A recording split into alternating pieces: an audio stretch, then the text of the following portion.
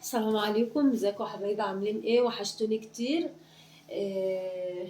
قبل ما نبدأ الفيديو بتاعنا لازم نصلي على الرسول صلى الله عليه وسلم.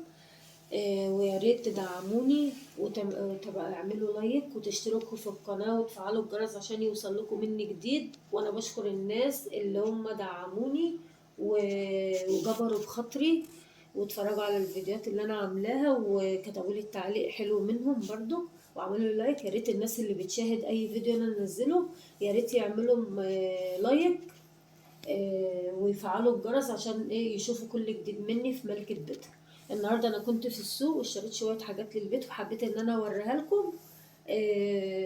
وهنشوف احنا جبنا ايه. جبت بطاطس اهوت 2 كيلو. جبت الكيلو ب15، جبت 2 كيلو. وجبت 2 كيلو طماطم، الكيلو على 25. وجبت نص ليمون اخضر. وجبت كيلو خيار ب25. وجبت كيس عدس اصفر نص 1 كيلو. وجبت برضو كيس فاصوليا نص 1 كيلو. وجبت كيس لسان عصفور. وجبت مكرونة صغيرة ومكرونة اقلام.